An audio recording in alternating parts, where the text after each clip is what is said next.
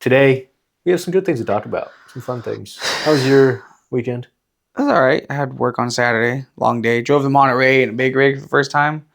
That was cool. Yeah? Yeah. That's it, dude. Yeah. That was cool. I had to drop out there and then all the way back to San Jose, dropped to Newark, and then went home. It was a long day. It was like 14 hours. Yeah. But other than that, had a drink, but it wasn't great. But all alcohol tastes like shit anyway. So, I mean all alcohol. what do you mean? What do you mean? All alcohol tastes like shit? All alcohol tastes like alcohol. Is there hints of cinnamon and hints of barley and all? No, it's just down the hatch. Take a drink and it's alcohol.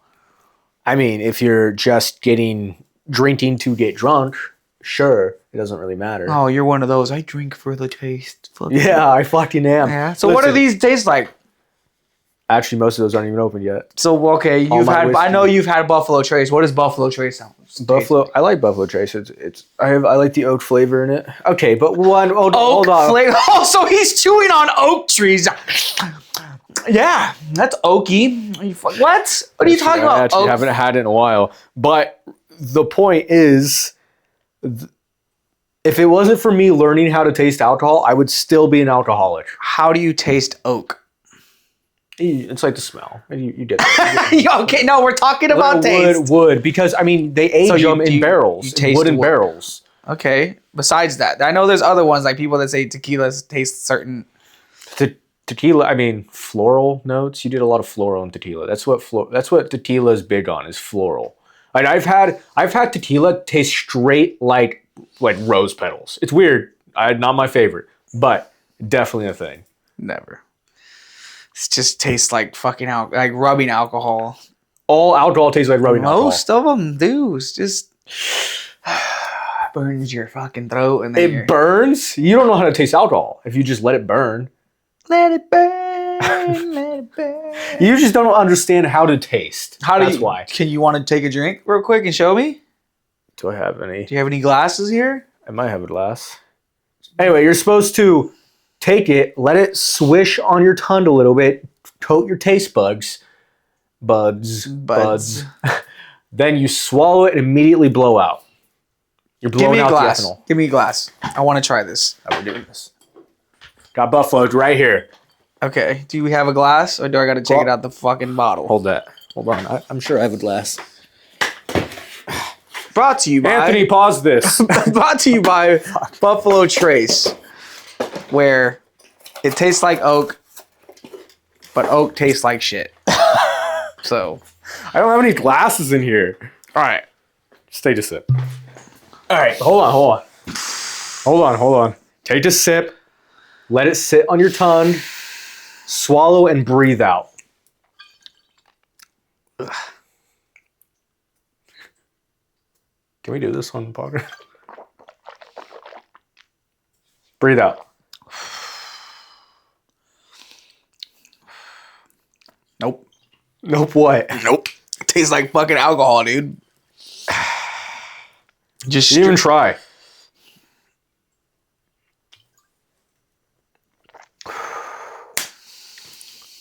That tastes great. What's it taste like? Tastes like Buffalo Trace. Oh my god! See, he doesn't even know. It tastes like Buffalo Trace. Let me rinse my mouth. Whatever. I enjoy. If it wasn't for me learning how to taste alcohol, and I first learned how to taste wine. It'll probably say it on the back. I like a wood flavor. Ancient pounds account for buffalo led America westward. No one cares about you. What is this supposed to taste like? The bold heritage of the mighty buffalo. Tastes like buffalo. All right? Yeah, it doesn't. That's actually not even a buffalo. That's a bison. Let me see. Yeah, that is a bison. That is a bison, not a buffalo. Mm-hmm. Many people get this wrong. I know it's called Buffalo Trace, but that is indeed not a buffalo. That is a bison. There's a difference. You know what's funny? Drinking that and then having a swig of that leaves a pretty good taste in my mouth. Right? It's weird. It's an aftertaste. I guess you're not gonna convince me unless I really learn how to do it. But even then. We can do a wine tasting. Wine tasting is That's different. It's the same concept. It's not. Yes, it is. Are they using grapes for this? I can taste the difference in grapes. I can't taste the difference in wood. I'm not a fucking chipmunk or a fucking beaver. You just don't understand how to taste, and that's okay. How much wood could a woodchuck chuck of wood, whatever. I'm a chuck. How much wood could woodchuck wood? Fuck you. Sally sold seashells by the seashore. Say that shit. This is Sally sold seashells by the seashore. Say it twice. No. Exactly. I barely said it once. Whatever. Well, you just can't taste alcohol, and that's okay. It's okay to be a subpar human being when it comes to alcohol.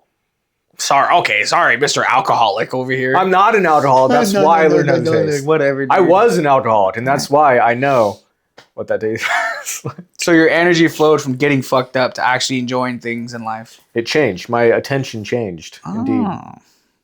I could say the same thing. Yeah. Got to the point where my attention went to the doctor when he was telling me, "You're gonna die if you keep drinking like this." And so I switched my attention over to not drinking, and it made me better. Yeah, I learned how to taste wine first.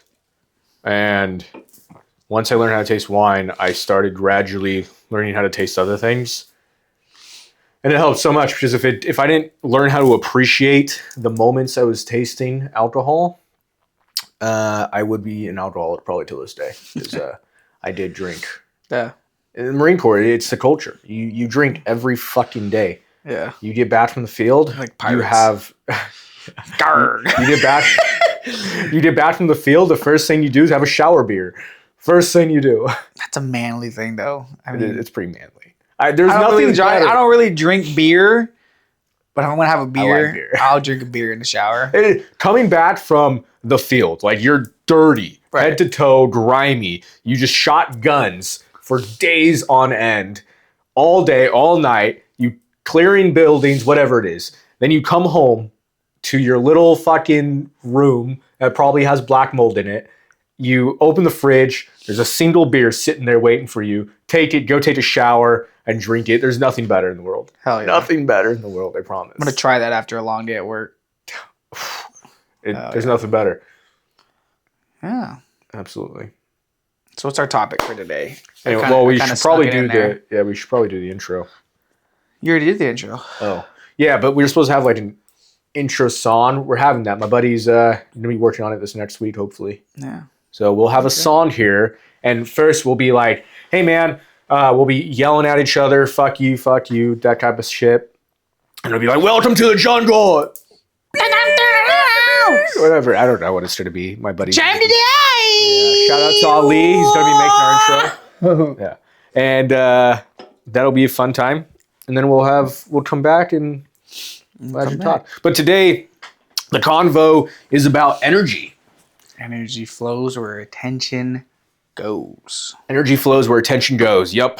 So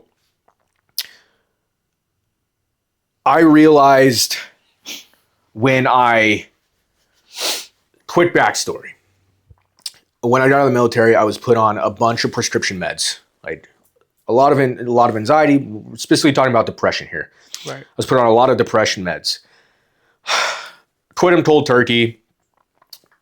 Went through withdrawals, whatever.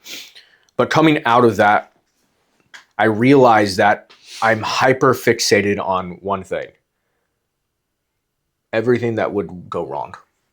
Mm-hmm. That's all I worry about. And that's what would happen. And then I would see the things that would go wrong. Do me a favor.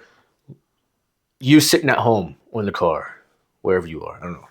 Maybe if you're not in the car, just be a little careful. But if you are, look around you right now and count how many red things you see. Give you a second. Okay, second's done. Now come back, zone in, lock in. And without looking around again, tell me how many purple things you saw.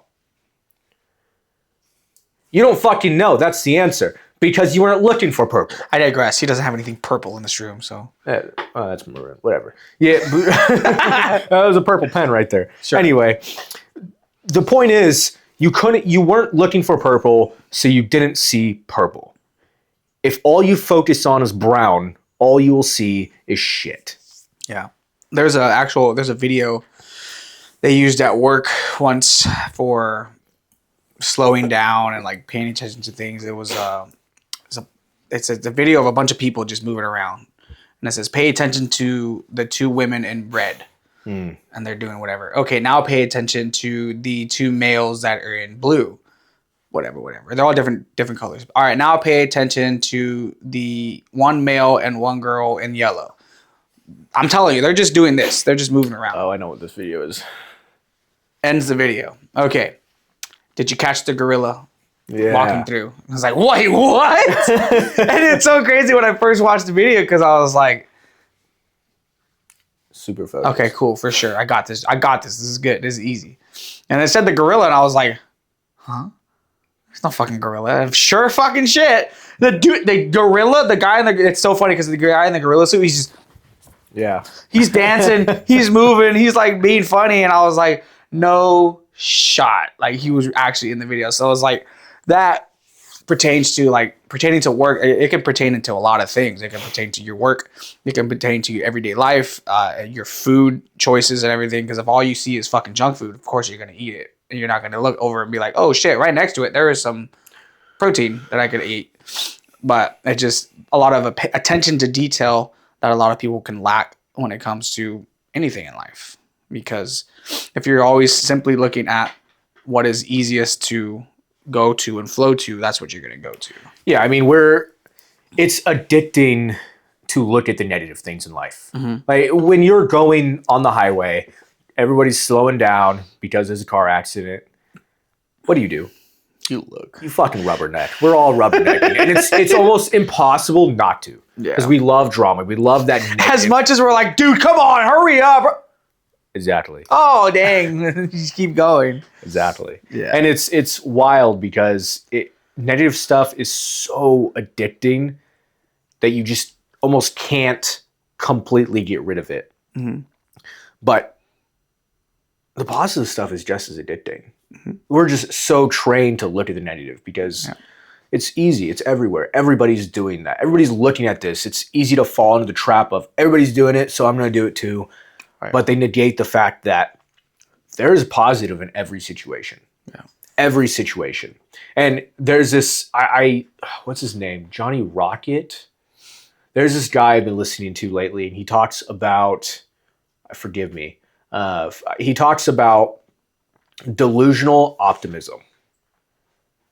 Oh, I've heard of this before. Yes. Yeah, and it's basically it's just that, looking for all the positives in every situation, no matter what. And he talked about this story, great story. He was at the casino in Vegas. He had $200 left. I think he had $500 altogether. He lost everything he did. He had $200 left. And he's like, you know what?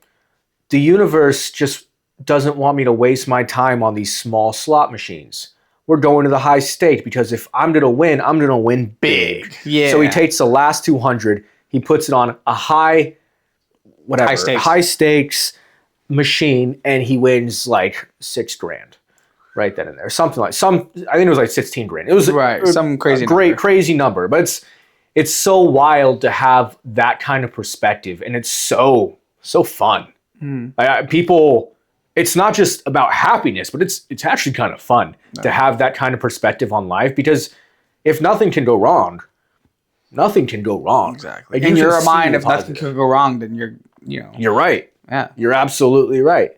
And it's your perspective. It's the perspective you hold on everything. Yeah. And this goes right into energy flows where attention goes. Wherever you're focused on, that's what your energy will go into. Yeah. And if you make it easy to see the bad, you will see the shit. Honestly, I like this topic because growing up, I would say from like 19 to 23, 24 was a big shift in my life based off of where energy flows, attention goes. Because I was always looking for the negative. I was always, the world's against me. Everybody hates me. Fucking shit doesn't go my way. The victim mentality, obviously. But that's where my energy was flowing. And, that's what all I was thinking about. Of course, hella shit used to happen to me. But then I would look back and be like, damn, a lot of shit happened to me because I was always fucking thinking negatively. Maybe if I would have looked at the positives and put more energy towards those things, I wouldn't have to have dealt with the things I've dealt with. So moving on, when I got into a certain point in mindset, I started to look things more positively, more ways where I can, okay, I can control this. I can't control that. My energy is going to go towards things I can control, not what I can't. And it made me such a different person to where my family's like, we look at you now and we look at how you were before. It's a freaking night and day difference how mature you've been.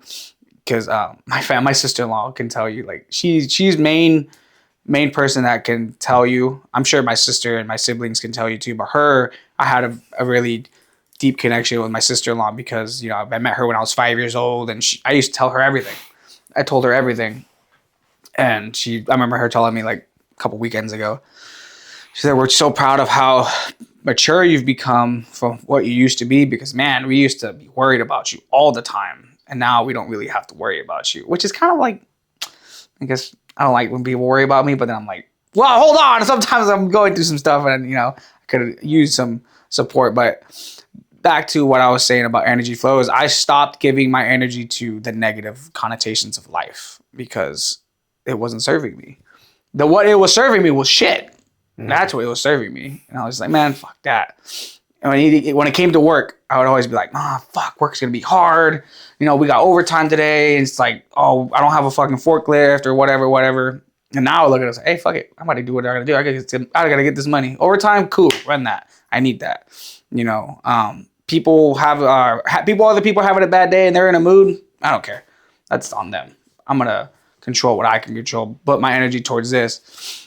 And who knows, even you can help people with that. Because if you're being positive and somebody's looking at you, it's like, why are you so positive? And you explain to them that, like, hey, man, not everything needs to be all bad. Probably let some things go and let your energy flow somewhere else. They have a different perspective and be like, damn, well, if he can do it, I can do that. And the next thing you know, later on that day, they're in a whole different mood just because of what you told them, of how they saw you. So it's like a bounce back of energy between people. Yeah. Going back to the last thing you said with I can do that too. What would you say to the people who are in, because it's like we talked about how addictive it is to be in that negative mindset. Mm-hmm. What would you say to those people who would think he can do it, but I can't? And they're automatically like, I can't do it. Then you're already losing. Well, that's the point. They're already losing, so they don't think they can do what you're doing. I guess I always tend to ask why. Why can't you?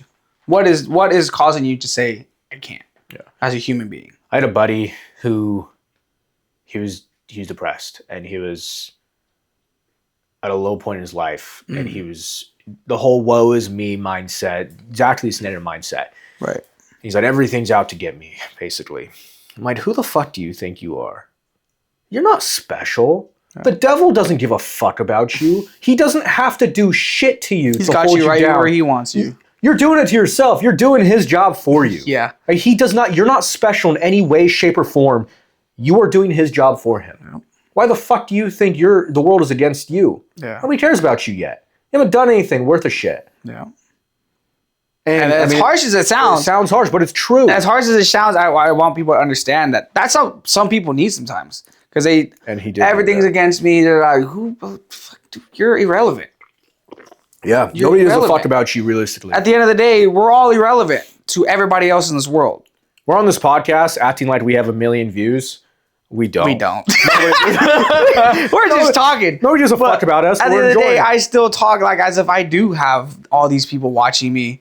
Regardless of my fucking social media following, I don't give a shit about none of that. Because at the end of the day, yeah, sure, whatever. At the end of the day, if people were to meet me in real life, in person, they'll be like, oh shit, he is who he portrays himself as. Yeah. To the T, probably not. I fall short from time to time, but I will call myself out on that. I'll even tell people, yeah, I'm not fucking perfect. No one is at the end of the day. We're human. But when you have that mindset of, oh, everything's against me, who the fuck are you, bro? Like, you're doing the devil's job for him. He's looking at you like, got him where I want him. Don't need to fucking worry about him. I need to go worry about this guy right here because he's doing everything that I don't want him to do. He's doing everything I want him to do. Self-loathe, drink, be depressed, have anxiety, and all these things. People are like, oh, it's having anxiety and all these things. It's chemical imbalance. I don't believe that, honestly. I really don't. I used to have anxiety. I've had panic attacks, anxiety attacks. I went to the freaking hospital during a football game thinking I was, having a heart attack. Ended up being a huge panic attack. I was depressed. I remember being in my room for 2 weeks straight, laying in my bed rotting, not getting up. I only got up to shower and to eat, and then I'd go right back to bed for a whole summer. And I was depressed. It sucked. I wanted to kill myself. Tried 3 times. But then when I finally opened my eyes and was like, fuck, man, life isn't that bad. I'm making it bad. I'm making it bad for myself. What do I need to do to make life better for myself? And it was a flip of a switch because I fucking looked at myself in the mirror and said, you are more than this. You are capable of more than this. Because that's the second you tell yourself, I'm not capable, I can't, you can do that, but I can't, that's when you're losing. You are losing the battle. You have to keep fighting, though. That's a lot of people. They stop. They just, I can't. All right, whatever. That's it. That's life. No. Put your energy towards things that can change. Even if it's little itty bitty things that can change your perspective on things, do them. Doesn't have to be grand. It doesn't have to be, this huge change in your life. It can be as little as, and as people are going to be like, well, that's a big change. It can be as little as stop smoking. It can be as little as stop drinking. When I decided to have a big change in my life, I stopped drinking and I stopped smoking and I stopped doing all these things. I was sober for 3 years because I really wanted to knock in on who I was as a human being without any substance or anything. Yeah, I'll drink now, but I know my limits and I know what I can and can't drink. Smoking, I can't smoke because of work, so that's obsolete. I can't do that shit no more. But those things helped me realize who I was as a person. Because I know a lot of people that have depression and anxiety and all these things that, they are told they have by doctors. Here's some pills, deal with it. And then they're just drugged up. Fucking, what is it? What's the anxiety pill, the depression pill everybody takes? Which one? Nowadays. Oh, I don't know. What's it called? I went through a few different ones. Sertraline. No. Anyways, whatever pill they give you, that's all just to sedate you for the time being until it hits you again. And then you take the pill again. And you're just sedating yourself. You're numbing your feelings. You can't really control or even dictate how you feel because you're just like, oh, I don't feel anything. I'm on this pill. It's supposed to make me not feel anything. Feel your feelings. Yeah, I think we're at this time in society where everybody's trying to mute their emotions and run away from their emotions, both males and females. Like they think there's something wrong with them. And on the male spectrum, there's always been like a connotation around ADHD, but stoicism has become a popularity in like the younger men, and a lot of them get it wrong because they believe stoicism is the suppression of emotions, but in reality it's the understanding of emotions, allowing them to come and allowing yourself to feel but letting them go. Yeah, like a Ross Edgley, he explains it like it's a cloud, like a rainy cloud that comes over you. You feel the rain on you, and then you experience it and it passes. Yeah, I've always had, I wouldn't say a problem with stoicism, but with the way people portray it as, because it's always that. Yeah. I'm stoic. I don't feel anything. I don't feel emotions. And that's not stoicism. Like, no, you don't understand what stoicism is. Go back to square one. Read the basic principles of stoicism. Yeah. Of being a stoic. Because that was a big problem for me, was not knowing how to control my emotions. Because before, when I used to, drink heavily and smoke, it was, I'm sad, I'm going to have a drink. I'm going to smoke. Or I'm happy, I'm celebrating, I'm going to have a drink. I'm going to have a smoke. Yeah. Oh, I'm hungry, I need to smoke so I can eat. Or, oh, I'm feeling anxious or something's going to happen, I'm going to smoke to relax myself. There are all ways to dull emotion and run away. Everything to dull, instead of saying, why am I feeling this way? What's making me feel this way? How can I shift? How can I make the simple shift to not feel this way? Whether it be, or even if it's, you're happy. Why am I feeling happy? Take it in and enjoy it. But I feel like a lot of people just like, I've always asked people, why do you smoke? Or why do you drink? Oh, to feel good or to forget or to The flavor. for the flavor. I guess whatever fucking flavor. Shut up. But it's always to either enhance or suppress an emotion. And it's like, damn, so you don't know how to feel your feelings. Yeah. You don't know how to feel your emotions. You're that's emotionally unintelligent. That's where you need to really sit down and understand who you are as a person. That's fucking stoicism. Yeah. Understanding your emotions and controlling them. Yeah. Understanding yourself and your emotions. You can understand other people's emotions, sure, but if you don't understand yourself, you're not helping anything or anybody. Yeah. But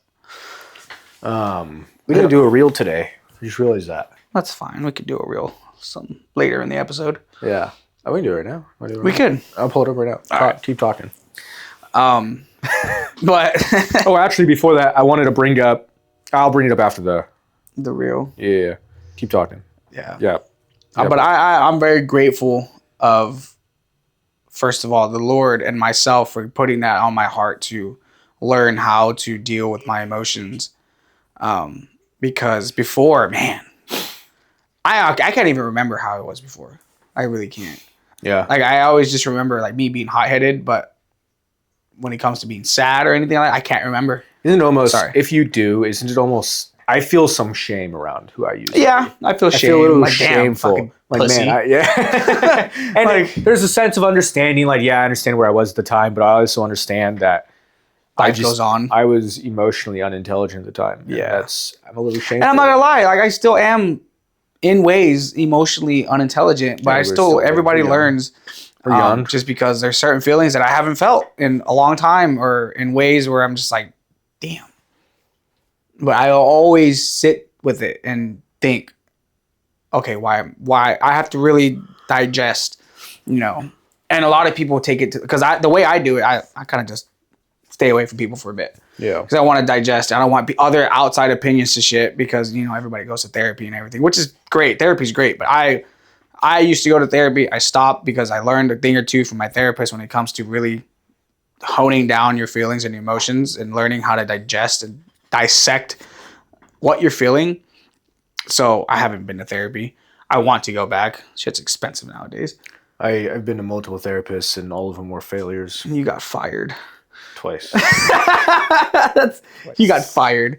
But my therapist was great. She was one ghosted me. She was really helpful. And she said, I still remember her telling me this, you're very smart for what? You're smarter than you think. You just need to stop suppressing it. Yeah. And I was like, that's true. That's true. But what's the reel for today? All right, I got a reel. Hagar's got a reel today. Ready? We're going to put it right there. I'm going to be in the middle, I guess. Okay. Well, I would cover your face and my face. I just want people to see our reactions. That's why I put it off to the side. Yeah, put it off to the side then. Okay. Right here? I just want to know over here. Over here. It's going to be over there. Or you're gonna somewhere. Put it over here. Everywhere I'd point. All right. Different types of bad luck.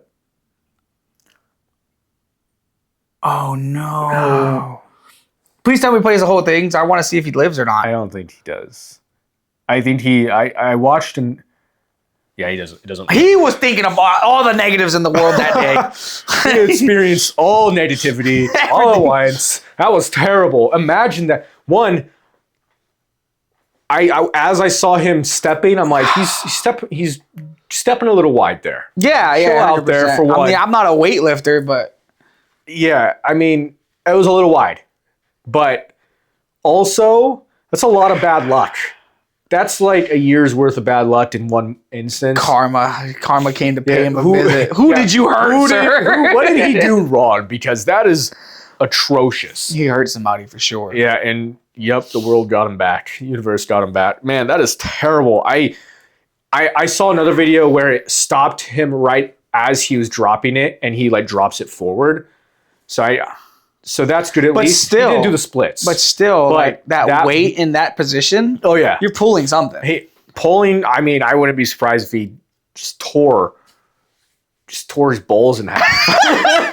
One went that way, one went that way. He's done. He's not having kids. I thought it was going to show the whole thing. Imagine if he did the splits with the weight on him. Oh! Who was it? Juji Mufu? He used to do that stuff. Who? You don't know? He's like this bodybuilder, long blonde hair. He's pretty famous. He would do like the splits and with like a weight barbell over his head. What was his name? It's like Juji Mufu? Mofu? Yeah, something like that. Is he Asian? No, he's white. Yeah. He's super popular. But yeah, he would do that stuff. Actually, yeah, he's like, he do flips. He's huge. He's a big guy. No shit. And now he's super into grip training, I think. Yeah. But I need to work on that. yeah, I do too. But yeah, that's insane. That's actually insane. I did want to bring up though, going back to our topic, I recently learned what abracadabra means.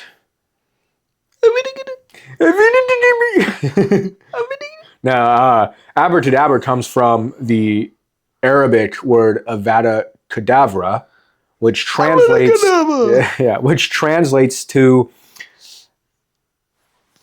as I speak, I create. Oh, Which is that's dumb.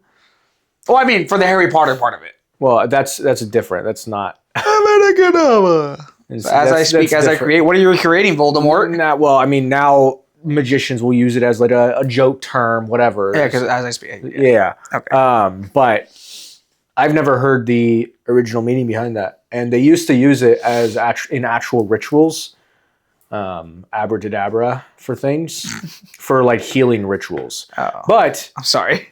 I mean, if you think about it, as I speak, I create. I learned that from every view. I learned that from where your energy flows. Like as you're speaking, your body, your mind, it can't tell if you're joking. It doesn't understand jokes. Like so, if you have these self-deprecating jokes, as I often do, your body doesn't know the difference. Mm-hmm. It's taking that negativity and it's internalizing it. So like when you're talking, I think we need to audit our outputs as well as our inputs. I mean, to bring it into a biblical sense, you power of the tongue. Precisely. You know? Uh-huh. What you speak will come back to you. Precisely. That's why they always say, watch what you say.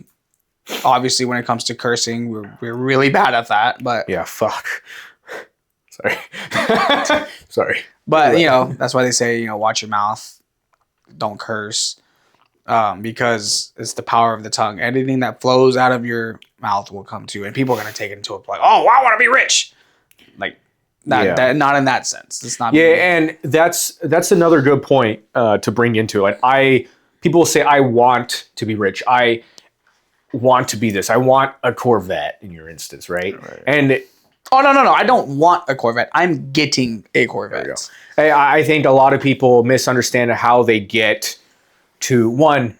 It's not only what you say, but it's the work you put in. You have to actually go towards it and go after it. But it's just like the way you pray. Exactly. A lot of people were, oh Lord, I want to have a great day. Please give me a great day. Please give me these things. And it's like give, but you're not even giving thanks. Yeah. You're not asking for forgiveness. You're over here just asking. I was thinking about praying too and being like, because I do a gratefulness practice pretty much every morning. And one thing I noticed is that people are always asking for, to be given a good day. Everybody's always grateful for the past. Like they're always saying, I'm grateful for waking up this morning. I'm grateful for this happening in the past. But nobody ever talks about being grateful for the future. Mm-hmm. Thank you for the path that you're putting me on. Yeah. Thank you for the good day I'm going to have. Yeah. Thank you for the friends I'm going to see today. The good, just anything good that's going to happen. Like I'm grateful for the future that I'm going to have. Whatever, be specific. But nobody ever talks about that. There's a way I tend to pray. It's you acknowledge who the Lord is. You acknowledge the fact that you're choking. You acknowledge, you ask for forgiveness, you give thanks, and then you proceed to ask. Whether it be ask questions, you can ask questions during a prayer. You can ask for things. Careful what you wish for. Careful what you ask for, because you better be ready for the things that you're asking for. And then to end it, you kind of just go back. Yeah, this is so multifaceted because careful for things you ask for.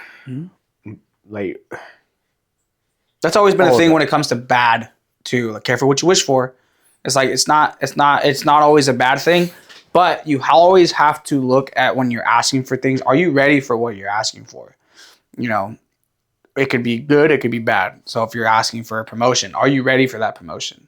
Are you mentally capable to handle the job that you're asking for? Yeah, sailors are weathered in storms, not harbors. Right, exactly. So, that's I want people to take that away. I don't want them to think, oh, be careful what you ask for in a bad way. No, even in the good, you have to be careful what you ask for. You have to be ready for those things that you're asking for, because there's one thing I used to always ask for, and now I'm kind of careful when I do, but when it comes to like dating and girls, women, oh, give me the, whatever. Like I would ask like to Give me that goth girl. no.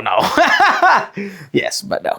No, but I would ask like, oh, help me find somebody for me. And I would meet this person, but then I wouldn't be ready. I would want to be in a relationship, but I wouldn't be ready for a relationship. But I was steady asking for it. So I learned, all right, I'm not ready. I need to ready myself before I do ask for that. So, and then even work, that was a big one for me. I remember, no, let's not even say work. Moving into my house where I'm at now. That was a big ask. That was a huge ask that I asked the Lord for. And I remember getting the confirmation the day I got the call from the lady saying, hey, come sign the lease. Because I was asking the Lord, get me into my new home. I wanted to have a home that I can call my own. Whatever it takes, I will do it. And then I was driving, after praying, and I see on the back of a semi truck a huge cross. Huge cross. Like somebody wrote it in the grime of the truck, and I was like, whoa. I started crying. 5 minutes later, the lady calls me. Hey, you're approved. Come sign the lease. I was happy, but I was so scared. Yeah. So scared because I was like, it happened, but like, now I got to think about rent. Now I got to think about this and that and that. And it was a struggle. When I first moved into that place, it was a struggle because I was not a foreman. I was just a regular guy, like a regular worker. So I was still making a little less. So I was like, damn, like I can do this, but I'm going to be broke. Like I'm going to be just straight rent and that's it, But then I moved in, I made it work. I got my stuff, I just had a couch. I had a phone on the wall. I have a video of that. I had put my phone on the wall to watch TV with some friends when I first moved in. My TV was on the floor for a while, dude. Like, shower curtain was a freaking shower curtain from the Dollar Tree. I made it work, but I was so grateful, but I was scared. It was the biggest thing I had done as an adult was getting my own place alone by myself. When there was many times where I did want to do it, but I told myself, I can't do this. I can't. But then I put in all the work. I put in all the effort to go to work, to tell myself, no, I need to go to work. Because before I'd get another job. I don't like this job. No, I just stayed at work. My energy flowed through that because I wanted the outcome that I had gotten. But I asked for it. But again, like I said, you got to be ready for it because I was so scared. That was just one of the scariest things. I remember calling my sister and I was like, I got the place. She's like, are you happy? I was like, I'm happy, but I'm scared because I don't know if I'm going to be able to do this.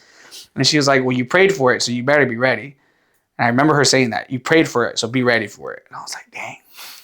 This reminds me of so I had a post go viral. Mm-hmm. And it was a stupid post, but the post I was basically reacting to was that Ozempic can cause osteoporosis. Is what a study came out, right? And the post was basically joking, clowning on the post because, and it's kind of neglecting the whole osteoporosis part, which is stupid. The whole process, the whole concept of people hopping on Ozempic and then hopping off or going on, it's the exact same thing as any extreme diet. Mm-hmm. You diet and then you come off of that diet and you gain the weight back. In 3 years, over 90% of people gain the weight back, if not more. And that's not because the diet is broken, not because the diet didn't work for them. It's one, it didn't work, But it's not because anything's wrong with the diet. It's because something's wrong with you. Yeah. And most people want to blame the diet. Most people want to blame the peptide, Ozempic, the GLP-1 agonist. The point is that those people aren't ready. Yeah. They're not ready to lose weight. They are still the person who was fat. So if you hop on a diet, you lose the weight, and then you gain it back, you yo-yo essentially. You were never ready in the first You were place. never ready to begin with. You haven't changed the person who is inside. The fat ass that was inside, there's still a fat ass.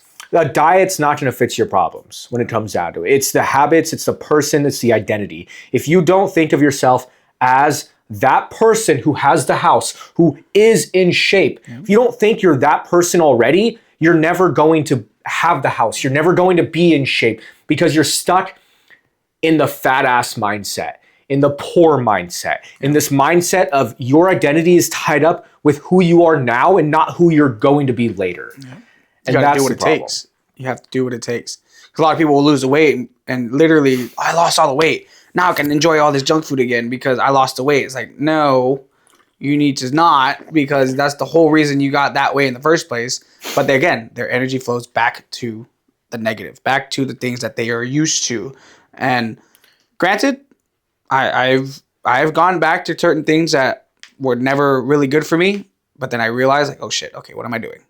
This is not good. I already know this isn't good. I need to divert. I need to change course.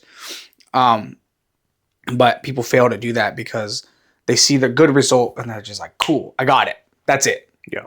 That's all I need. Is the destination, and their life ends there. Yeah, again, after that doesn't matter. Like, just to go back to my reference, the first thing I did when I got the house was like, cool, I got the house. What's next? Yeah. I got it. Cool. Celebrate for a day or two. Yeah, and that celebration is important. Yeah, I think you got to celebrate. You have to celebrate the little wins. You got to have the wins. You have to give yourself that pat on the back. But then you also have to think, what's the next move? What am I going to do next? This is great. This is awesome. And if you want more, get more. If you don't, be comfortable. Do you. That's not who I am. But now you're a homeowner. Exactly. Right. Now you are that person. You're not the Exactly. person who's chasing a home anymore. Now you're that person. You have to act like that person. Exactly. If you lose the weight, you have to act like the person Who lost the weight. who is fit. Yeah. You have to be the fit person. You think when I lost 60 pounds in 2 months. You think when I went from, and then I lost more. You think when I went from 230 to 149 that I was anyone but that 149 person? No, I acted like I was 149. And once I gained the muscle, I acted like I was a muscle person, a gym bro, whatever. I am that person. That is who I am. It is a part of my identity now. Yeah. That's what it is. When I got strong as fuck, I was like, I am strong as fuck. I know I'm strong as fuck. Yumi says danger. And She's the danger. She is danger. You know, because I power lift now, but when I first started, I couldn't lift. He was weak. Shit. I was weak. But I put in the work, I put in the time, I put in the effort, and now where I'm at now, I'm just like, I want more. I want to keep going. I want to continue to be that strong person that people see, regardless if I lose the weight or gain some more weight. I'm still going to be strong. But even if I lose the weight, like I'm doing now, down 3 pounds, I still want to be strong. I'm still going to put in that effort to be strong because that's who I am. That's the identity I've created around myself is people see it. Oh, Beto's a power lifter. He lifts heavy as fuck. So if I stop, people are gonna be like, what the fuck happened? Who are you? You know, like what happened? I'm like, well, I want to be strong. The day I say I don't want to be strong is like, maybe it's because maybe I got hurt or something, but I've already gotten hurt and I'm just like, fuck it. I'm going to recover and I'm going to keep getting stronger so I don't get hurt again.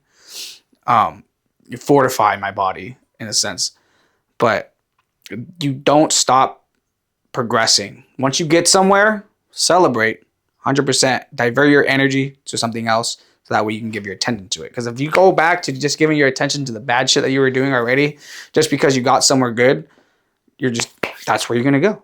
You're just going to go right back to it. People that relapse when it comes to drugs, they go through their withdrawals, they get clean, they leave it alone for a while. And then they have a fucking bad day. And they're like, fuck, what did I used to do when I had bad days? Get fucked up, drink, smoke, do fucking shoot up heroin. And instead of thinking, fuck, I'm having a bad day, what can I do to make it a better day besides what I used to do? Divert. Always divert over. It's like switching a lane in the fucking freeway. Fucking lane's backed up, move the fuck over. Get into a better position. Adjust fire. Adjust fire, yeah, Marine. Super fire, do or die. Rah! Arr, matey. I think that was that's good. I think that was a good episode. Yeah. We should call it there. We'll call it there. Today's simple shift. Adjust fire. No, okay. It's where your energy flows, your attention. Energy flows where attention goes. Focus on the good. Be delusionally optimistic. And watch what happens. Keep it simple, stupid. And whatever. Do you have a catchphrase? You know a catchphrase. Hot dogs are great.